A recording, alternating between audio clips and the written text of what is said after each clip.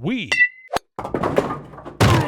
are Rogue Media Sports. Hey, it's Mark Goodman. And I'm Alan Light. On today's podcast, Record Store Day founder Carrie Colleton is joining us to discuss the April 20th RSD special releases. Plus, we'll talk live with our audience, the Sound Up Pod Squad, and find out who still listens to vinyl. And some updates from the Beatles universe. Oh, good. Sound Up with Mark Goodman and Alan Light, the only music podcast that matters.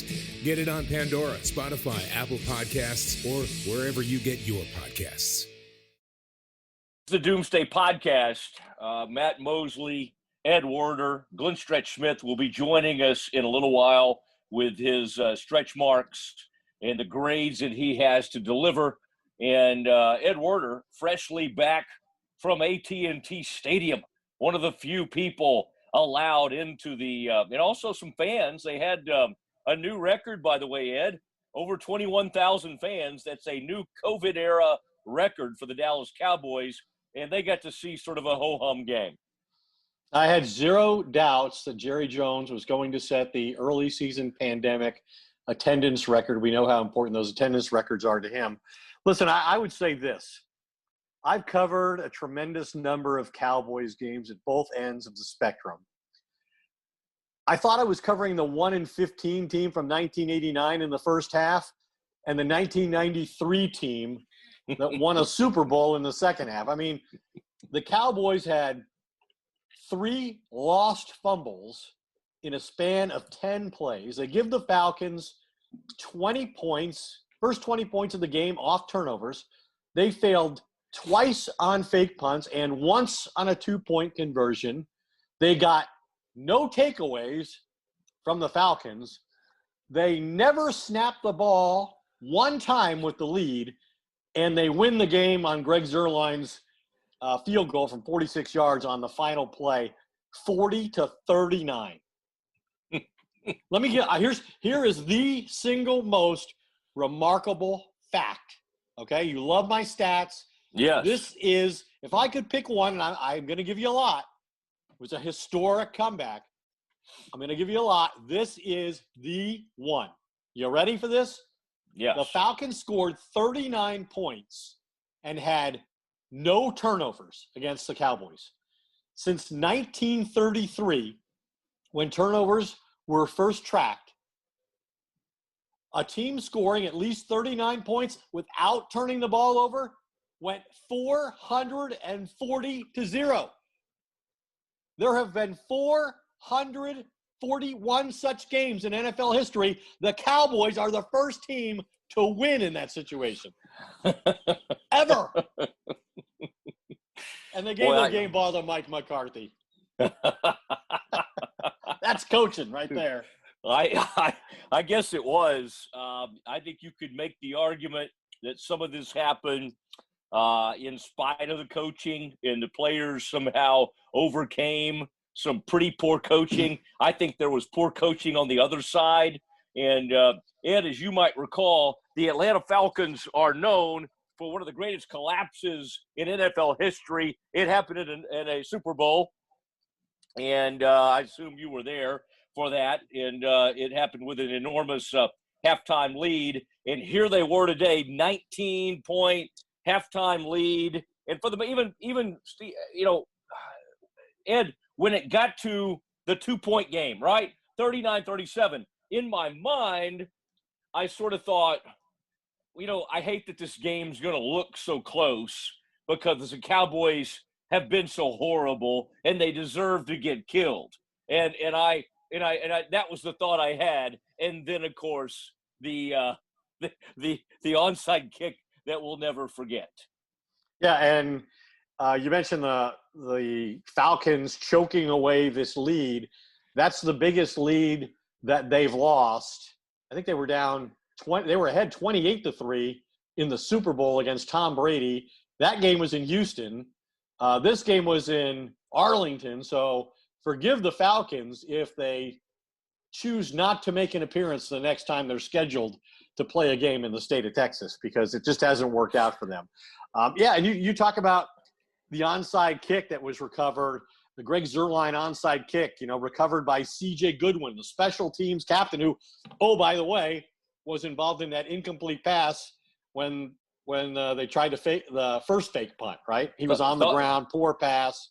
Thought it was a good route. I liked his route running on that. He was on the ground. He should have been on the ground. Anyway, so open.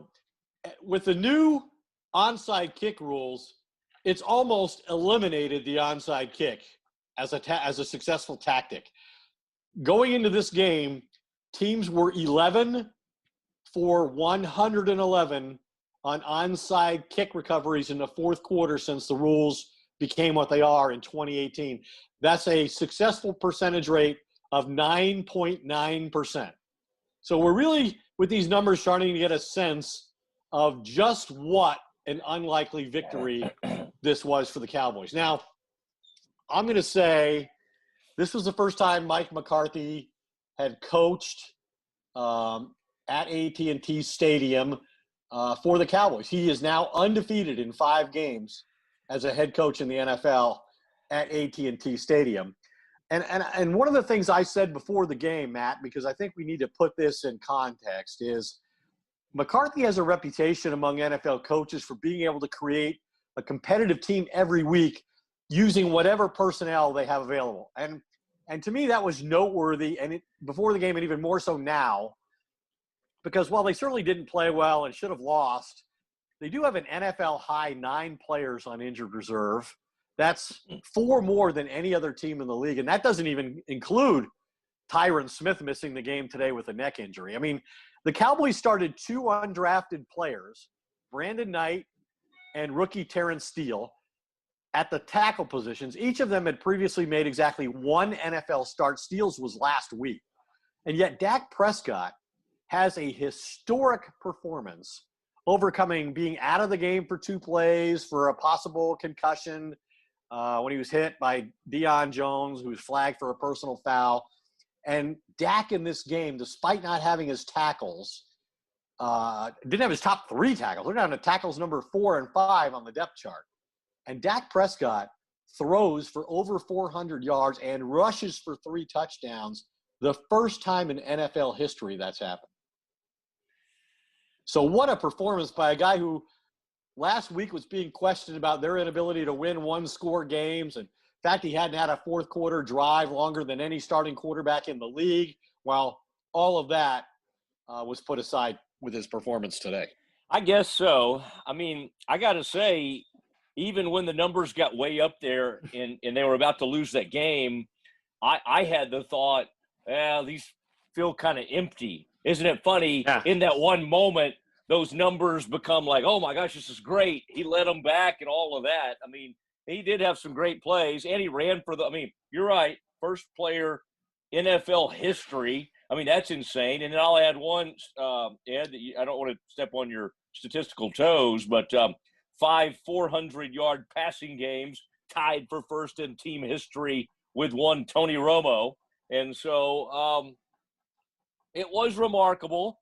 And I would say Dalton Schultz getting heavily involved in the passing game. I mean, there were some interesting things. Now, Ed, to go back a little bit earlier in the game, I do think we have to think that the no live scrimmaging for the most part, or trying to keep everybody out, no preseason games. I mean, we saw some major ball security issues. Dalton, Pollard, Zeke, and I know one was overturned, but I'm just saying Dak not protecting the ball, trying to flip the ball out of there and having the fumble. So this was to win this game. I would say this is the most, I don't know what I would say. Is it the most undeserving win they've ever had? Is it the most improbable win they've ever had? I mean, Ed, you've been covering this team all the way back to the late 80s, early 90s.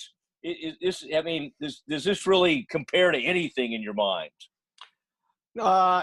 Just watching the game, never had a sense that they were going to do what they did.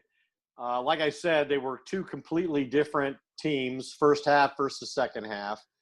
And what happened to them early in the game, I mean, they played a game last week and they didn't have this issue.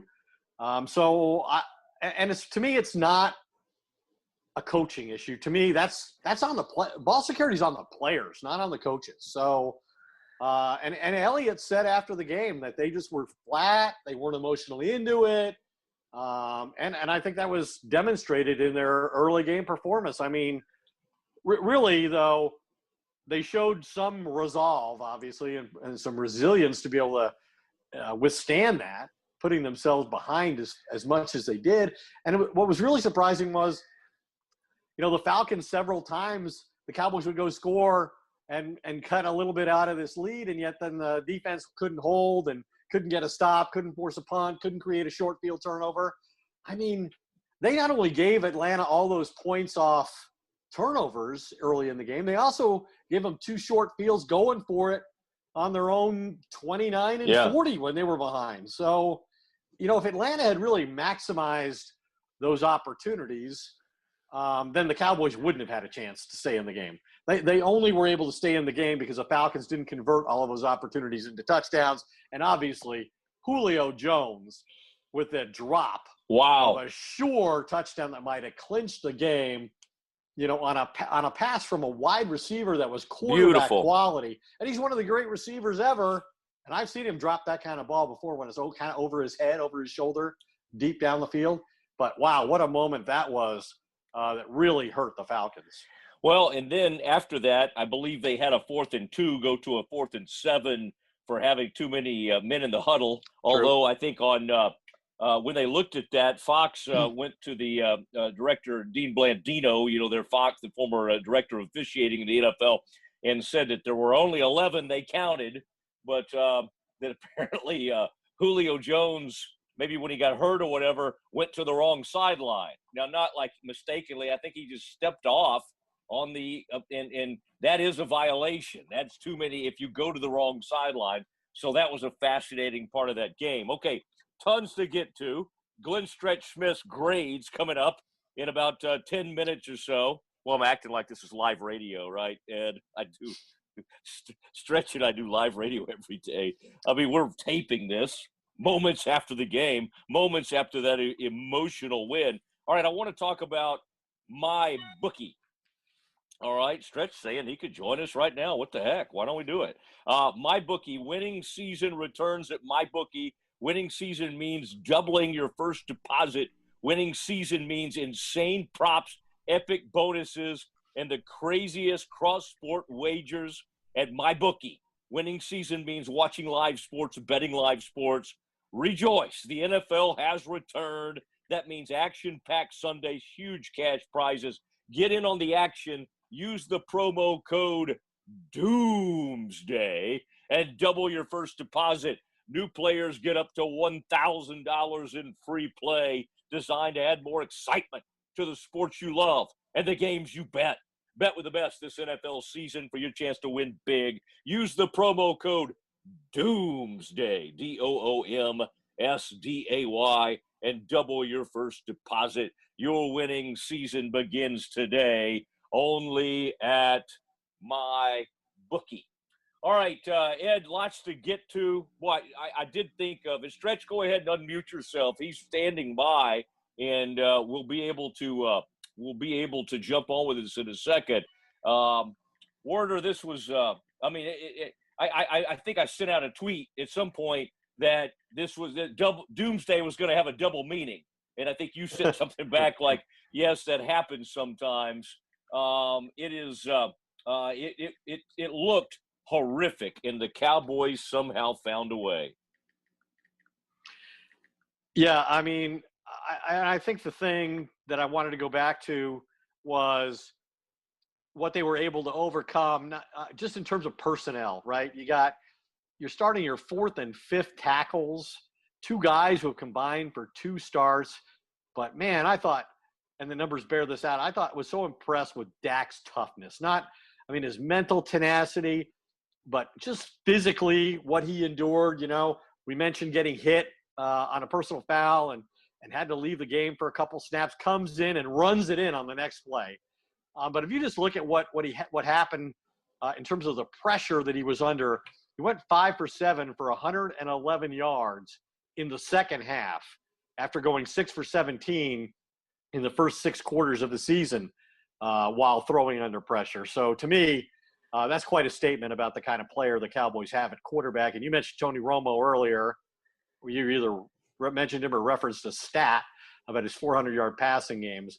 I think the concern has to be that this organization doesn't waste this great player's career like they did Romo's career at quarterback. Boy, that is interesting. A man who was taken later in the draft in the 4th round. Tony was undrafted, and so you're basically saying this gift from the heavens. It's happened twice now. Lightning struck twice. They can't waste this. I'm warming up to it, Ed, but I don't have the same feelings about Dak's performance that you do. And I don't know, it may be completely unfair because it's like record breaking. But for the whole time, I felt like it was just like gonna not amount to anything because it was just like they were gonna lose the game. There was no way to win that game. And so when they finally won the game, I'm still having trouble sort of changing my outlook on how he played today. Well, you definitely have to look at it through the prism of what the Falcons did last week. I mean, obviously it's not a good defensive football team, and they lost Tack McKinley, their outside edge rusher, after the first quarter. But if you look, Russell Wilson last week against the same Falcons defense completes 88% of his passes with 4 touchdowns and no tight window throws. The first time in 5 years that's happened in the NFL. So, yeah, clearly the Cowboys were not going against a great defense and clearly against a secondary that has real issues trying to cover. And the Cowboys are pretty good at wide receiver. I think they had 200-yard games out of the receivers today between Michael Gallup and Amari Cooper. And obviously CeeDee Lamb made a couple of great plays. The tight ends were far more successful than I would have imagined. The thing that really surprised me with the offensive tackles being out of the game and the rush being what it was early on, that Kellen Moore didn't really ever seem to adjust and go to a quick game or, use some screens, use some quick throws to the receivers in space. They were all straight drop back type throws. So I think that speaks to that they thought that they would be able to withstand the rush and they wanted a shot at the secondary. And ultimately, I think the Cowboys offense just really wore the Falcons defense out. Yeah, it was interesting. I mean, there was one moment, a tight end, you referenced it. I was just like, wait, remind me who that is again? I mean, and Schultz, he stepped up. You got to hand it to him. That guy's been nothing more than kind of a blocker, H-back. We don't know, but I thought he played well. Now, a former tight end himself, Ed, joining us now, Glenn Stretch Smith. And isn't it fun, Ed, to do these things via Zoom where we can see Stretch into the you see behind him, I saw a Cowboys helmet. I saw a University of Texas helmet. And so it's nice to be able to see that. Stretch, we like to go – if people love – last week you weren't able to join us. Probably my fault. But people have really missed your grades. Overall, though, are you still just stunned that they found a way to get this thing done? I am stunned. I'm stunned at there's so many different things that I'm stunned at. I'm stunned that Atlanta decided to go for 2 up 19. I'm still stunned that Mike McCarthy decides to go for 2 down 9 late in the game, and he came out and tried to explain it. And you know what? I feel like I'm a pretty good math guy, but when he said it was simple math, I mean, all of a sudden I find myself doing chism bop on the desk here where you do your knuckles, you thump 3 times, count your toes. I mean, I don't know that anything I would say is simple math and getting me to understand what that was all about. Ed, I would just say this. Now, this is a new thing in both the NFL and college football, is that when you're down by 9 in that standpoint, rather than wait and put yourself in a situation later in a game where you got to tie the game, they want to go ahead and knock it out and try to get the 2. We're seeing it happen more and more. I would say it's overthinking it. But, Ed, back to your point last week about McCarthy, it might have something to do with all the analytical work he's done. I think more and more coaches are doing what he did today. Well, the Falcons went for it on fourth down in this game, and they went for it on fourth down 4 times last week, playing from behind like the Cowboys were. I don't know what the analytics are on attempting a fourth down fake punt from your own 29 when you're down double digits like the Cowboys were, or trying it again from the 40 when you're still down double digits. But the 2-point conversion is an analytics supported decision. And here's how it was explained to me. When you're down 15, you go for 2 because you're better off to find out if you're going to be down by 1 score or 2 scores immediately so that you can make decisions accordingly going forward. So the sooner you know if you're playing a 2-possession game or a 1-possession game, the better off you are strategically because you have more time then to implement whatever the necessary strategy is based on whether you succeed or fail on the 2-point conversion. I don't agree with it, by the way. Yeah. I think a lot of the things that Mike has done, including last week against the Rams, turning down a field goal that would have tied in the fourth quarter on the road, doesn't make sense. A lot of this is illogical, I think.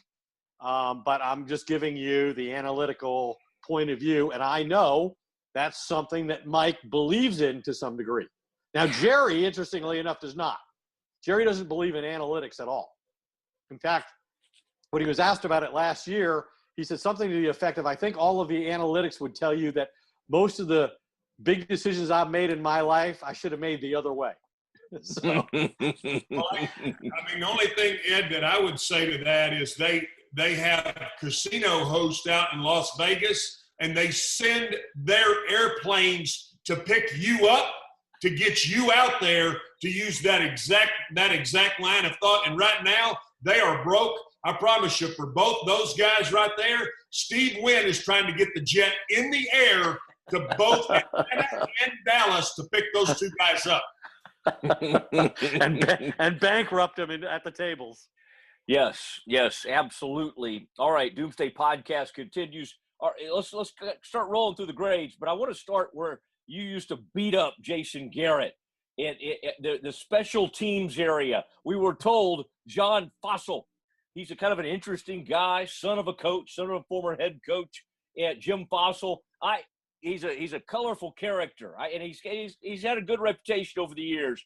But boy, some weirdness. We saw some weirdness, although at the end, and probably obviously the onside kick. What would you what grade would you give them, Stretch, and how would you break down those fake punt calls? Well, initially, bringing the ball out 8 yards deep is never. Again, guys, that's the numbers don't support you getting the ball to the 25-yard line when you're bringing it from that deep. So initially, Pollard was bringing that ball out. I'm like, oh my gosh, what are they doing now?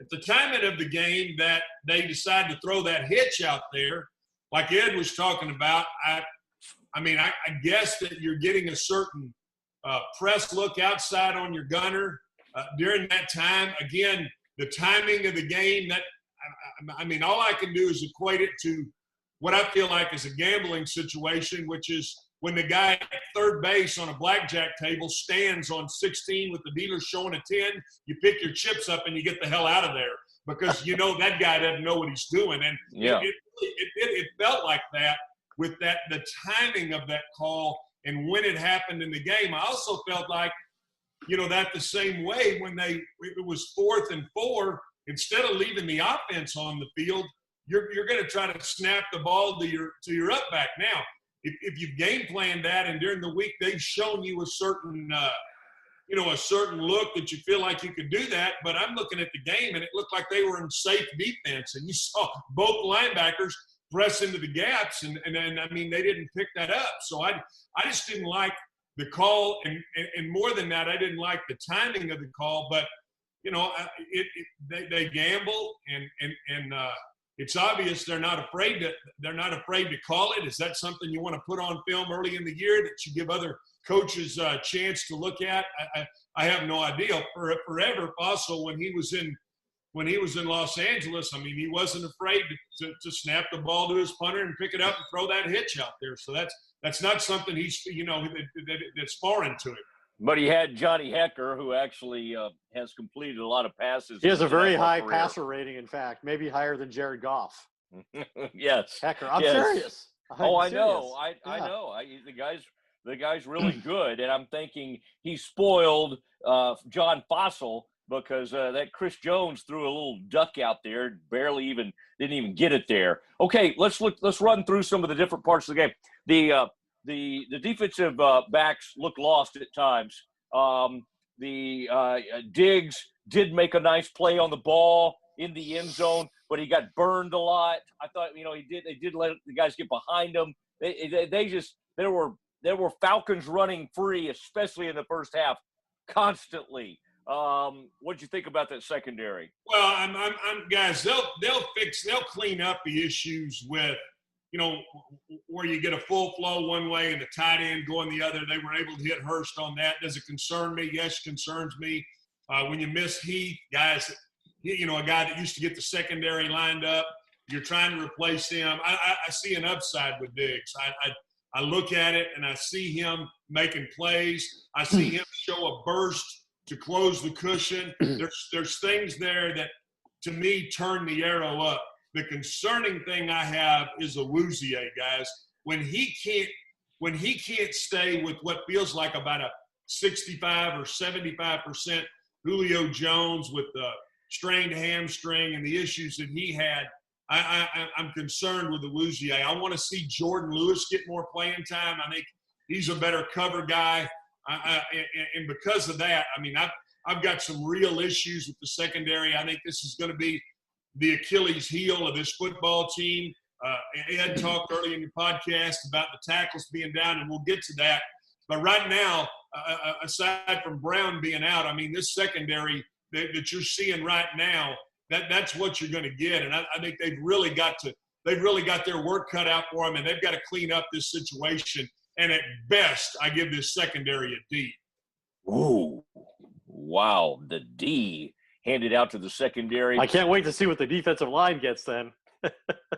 Well, let me tell you, now that you're hot and you're going to draw me off sides with this. I do see some things with Tristan Hill, but fellas, let me tell you something, and I'll probably take some heat for this.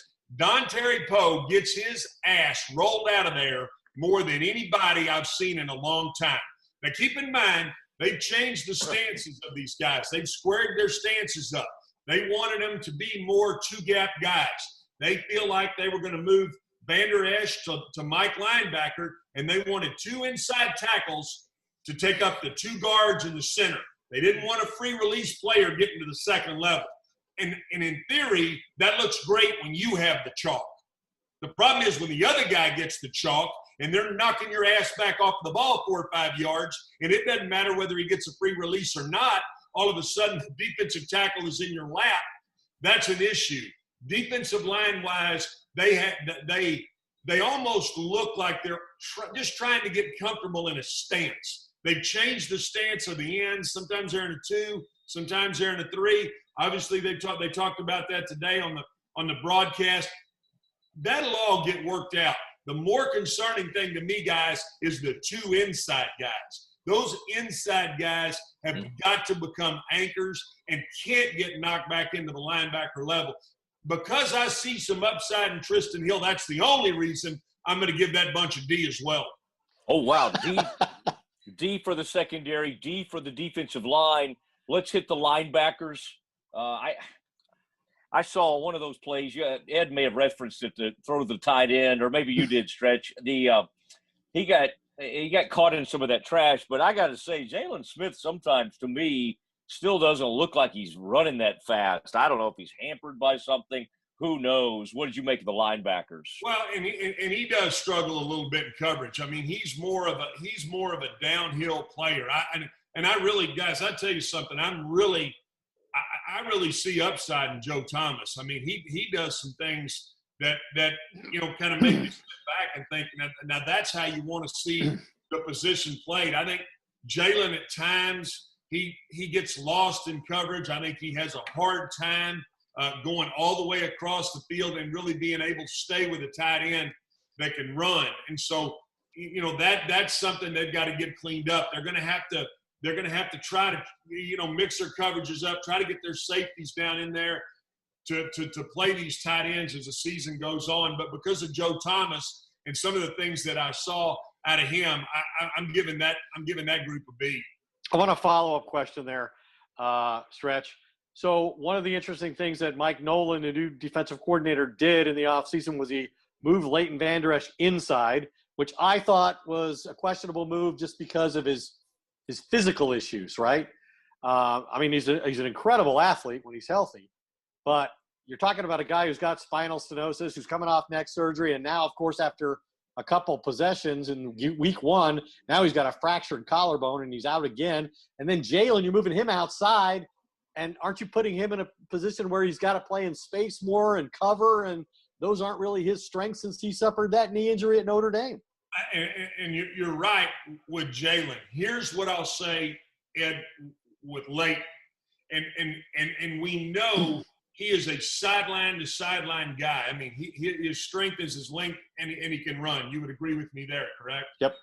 Okay, so follow me here, and this is where I sometimes it's I get to talking too much about techniques and those kind of things, and Dale Hansen said, "Oh, you got to keep Martha engaged. Bob's going to watch." Well, Martha's going to have to step out here in this situation. When you square those guys' stances up down inside, you square those defensive tackles instead of staggering them, where Rod Marinelli had them blowing up the field and getting penetration. Now those guys are more staggered stance guys. And when you say Vander Esch had, he had issues taking that lead block on. Well, when you got him down inside, if your two inside guys, your 2-eye, your 3 technique, if they're playing the way they should be playing, which is all you got to do is anchor and keep from pre-releasing the linebacker to the second level, that allows him the ability to be that kind of that angle player and be more of a downhill player. I believe that's what they were thinking. I haven't been over there and I haven't talked to them. I go on what I see and how I see them coaching and what they're doing to get techniques accomplished. But right now with him out and like I said, Don Terry Poe, he's just a guy that's in there right now. I would be surprised if they're not looking for someone else that can get in there and anchor in that situation. It is a tough situation, but to answer your question, I think they're wanting – in theory and schematically, they're wanting those 2 big defensive tackles to play the center and the 2 guards, so that allows them some ability to free a release and be able to get Vander Esch, on the edge and scraping outside of those guards. So Vander Esch is a great athlete, so you want him in the middle of your defense so he can get to a play on the right side or a play on the left side with equal ease, but the defensive tackles have to keep the guards and the centers from getting to the second level and taking him on. You got to keep 100%. him clean. Right. Okay. 100%. That's exactly what they have to do. Oh goodness, we just almost lost Ed. There he's back. He'd do a little James Brown turnaround right there in his office chair. Good gracious. All right, buddy. I've never seen a man just kind of almost. He came unplugged. His foot came off the ground. It looked like he was hanging 10 right there. Wow. All right, Ed, I hope you're all right, buddy. All good, buddy. All right, Okay. Good. All right, let's slip over to the offensive side of the ball, and let's start with the offensive line. Those tackles, they were down 3 tackles, as Ed noted. And both starting tackles. You got Brandon Knight out there. You got Brandon Steele. Got a bunch of Brandons involved. Or is it what's Steele's name? Terrence Steele. Sorry. What did you make of that offensive line? Well, and here's the thing, guys, and I know both of you understand this. When those guys are able to line up wide, I'm saying those defensive ends, they get out there almost in a 7 technique outside, all the way outside of your body. And as an offensive lineman, you don't have the experience you don't have the, you're not able to understand those angles and cut that down. It really, that's a tough job. I'm telling you, it's one of the toughest jobs there is. And 2 years ago or whenever they had to go in and play Atlanta up there, and that, I think it was Claiborne hadn't had a sack, and he had like 6 sacks. I mean, it was against Chaz Green, yeah. Yeah, they were lining up so wide, and they did that today. And I didn't think either one of those guys did really bad. I mean, I thought it was almost they stayed in there and they fought. Now Dallas did a nice job of releasing, allowing a Zeke to help on both sides when those guys were wide and chip on those guys. So that didn't bother me at all. I thought they did really a pretty decent job, all things considering. Now inside, that's the strength of this team. I think Connor Williams still is trying to understand how to anchor and how to keep that bull rush from running him right over. And I think he'll continue to get better there. Looney is a good player, and we know we've gotten Zach Martin. So I thought this team hung in there and battled on the offensive line and did what felt like a workmanlike job. And I gave this group a B. Okay. B for the offensive line. Let's do the wide receivers and tight ends. 2 100-yard receivers, and then Gallup obviously made a couple of really big plays. What was your assessment of that group? I'm going to start with the tight ends, and I'm going to say I was openly critical when they picked Schultz. I thought he was kind of a light in the rear end guy. I didn't think he was really going to be able to come to this level and do what he needed to do from a block in the in-man line of scrimmage.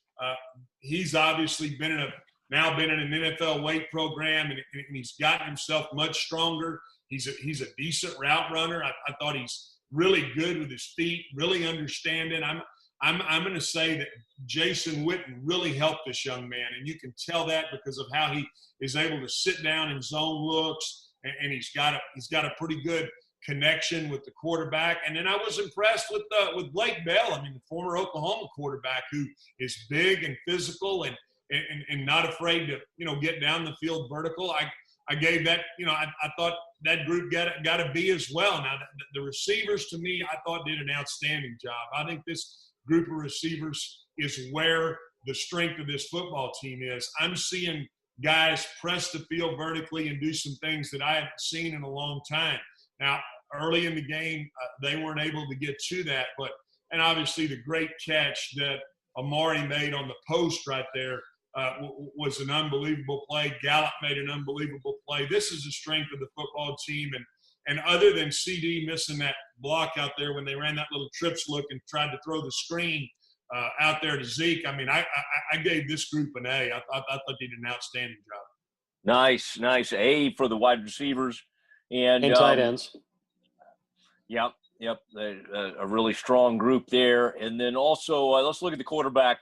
I obviously didn't take care of the ball that one time. That was a strange play early. Ends up putting up enormous numbers, showed toughness coming back from that brief injury there. What'd you think about his play?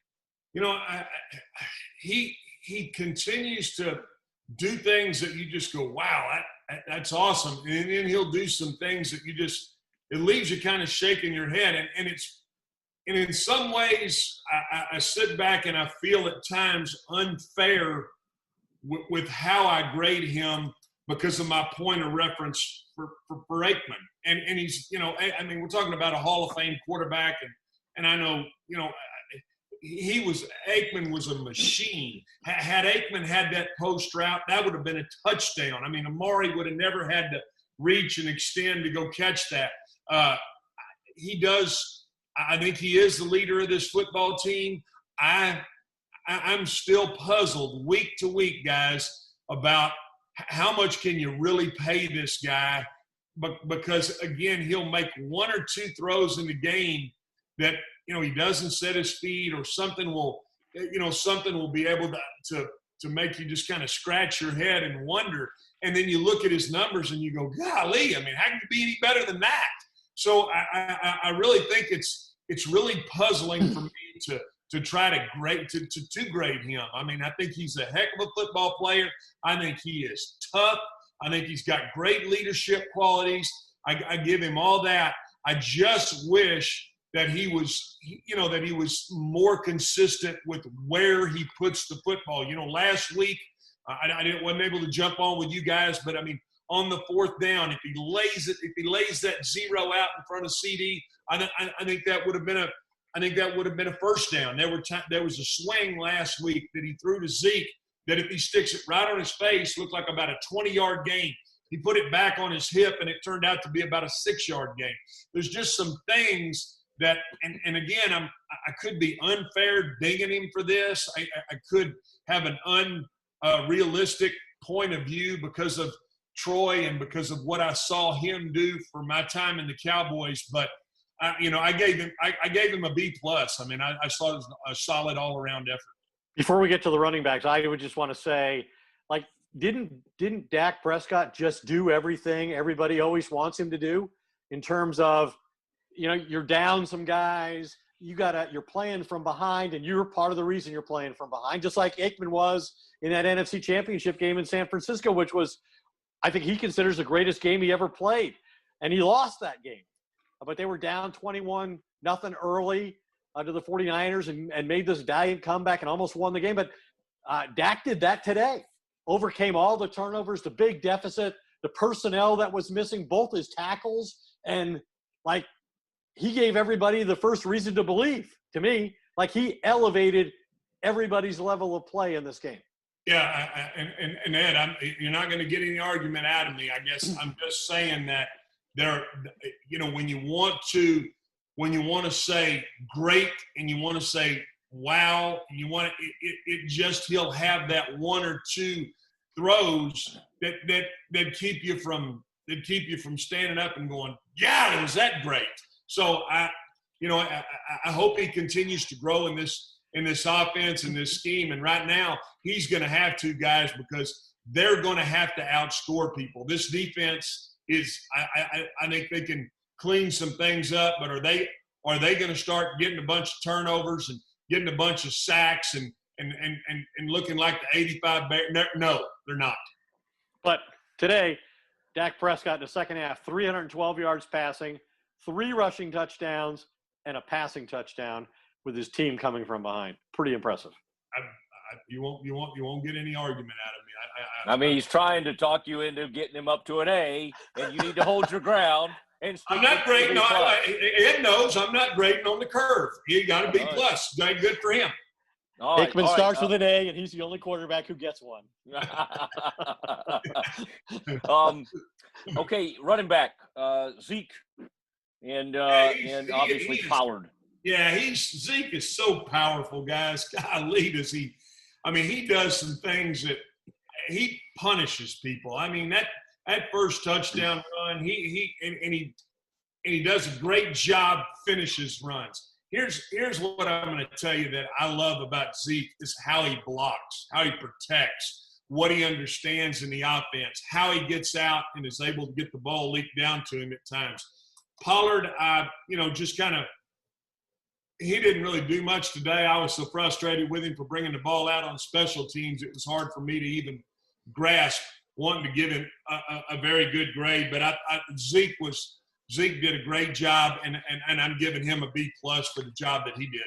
Pollard's hurting himself in his quest for more playing time with not only what you described on special teams, poor decision-making coming out and putting his team in a bad situation field position-wise, but to fumble in the game like he did too. Now, it was called a fumble on the field and replay overturned it, but in the minds of the coaches, that's a fumble.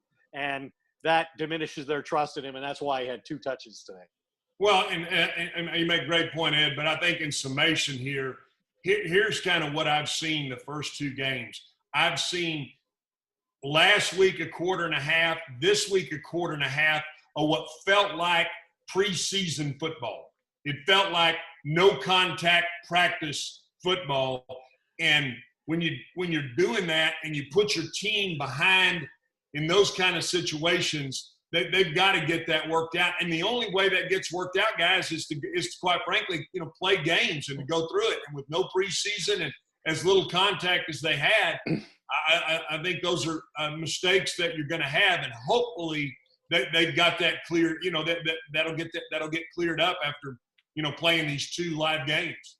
Mose, before we set him up on the coaching and the anti-Jason Garrett coach that Mike McCarthy has proven to be, I'm sure you've had this experience. Stretch may not be familiar with it, but, writers, you're sitting there, you're watching the first half of this game, and it's so one-sided. And one team is the Cowboys failing so miserably. You start coming up with story ideas, start writing your story, at least formulating your thoughts. And one of the ones I had at halftime was, what if Jason Garrett wasn't the problem? Like, what if the players are the problem, And so we've seen Mike take a lot of chances in these first 2 games, and none of them have worked out. He's failed on every single gamble he's taken, 5 in all, right? And that's he exactly. didn't kick the field goal in LA on 4th down. He had 2 fake punts today. He had a 2-point conversion today. What was the other thing he did? Anyway, so what's your grade for the coach? My grade for the coach is, golly, boys, you're a bad gambler. And that would be my first.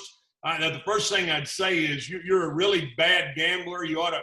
I mean, again, you talk about risk reward in these situations, and I'm having to really struggle with. He got an F. That was terrible, for crying out.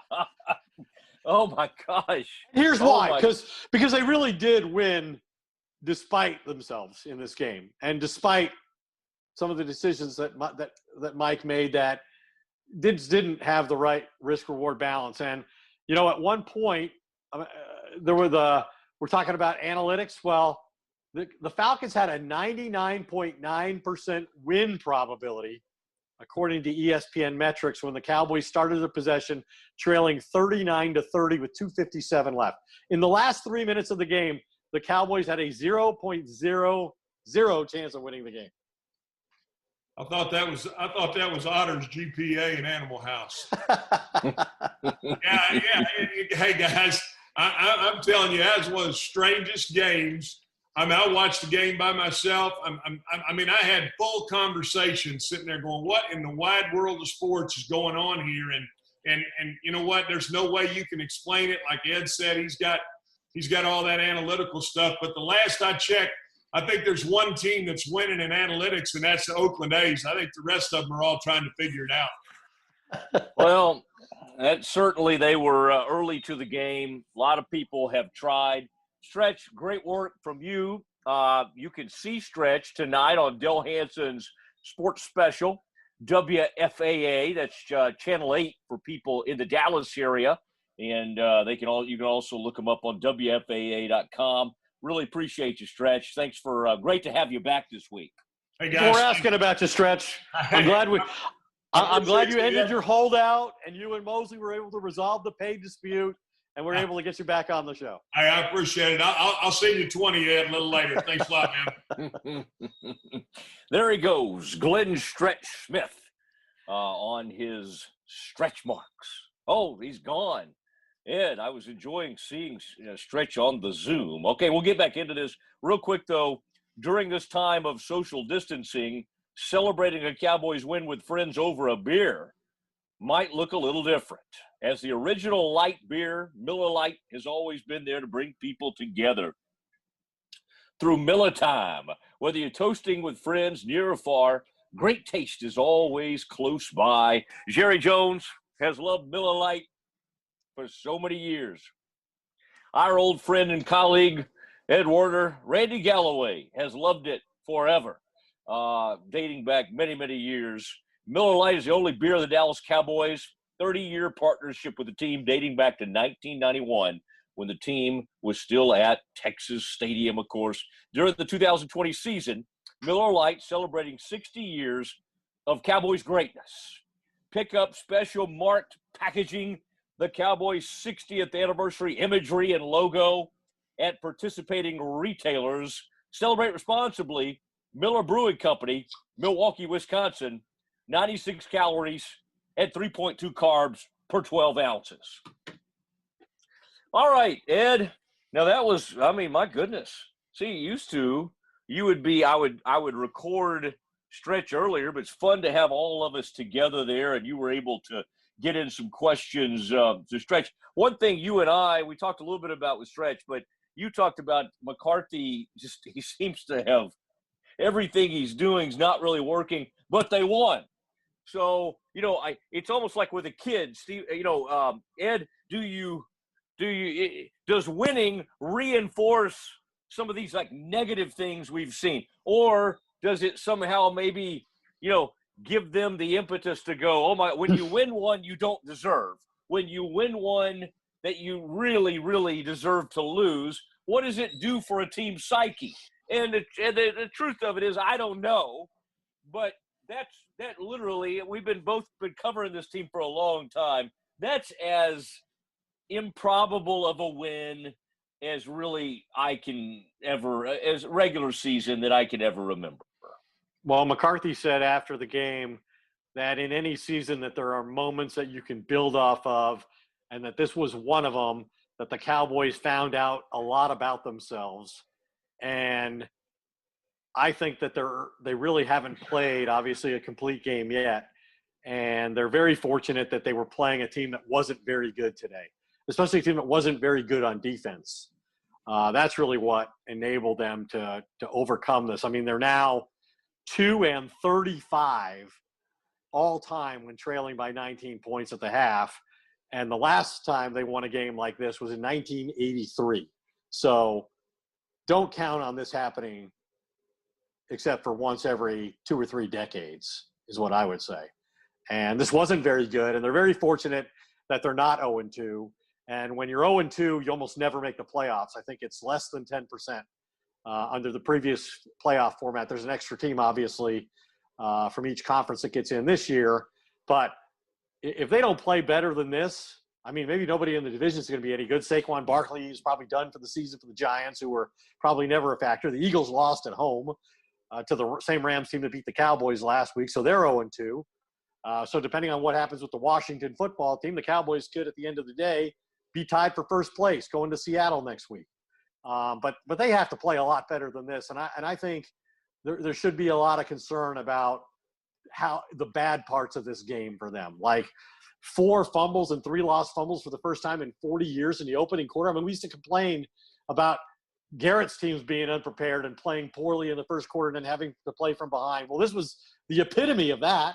Like, as badly as we thought Garrett's teams were and how poorly prepared they were to start games, that was nothing compared to what happened in this game.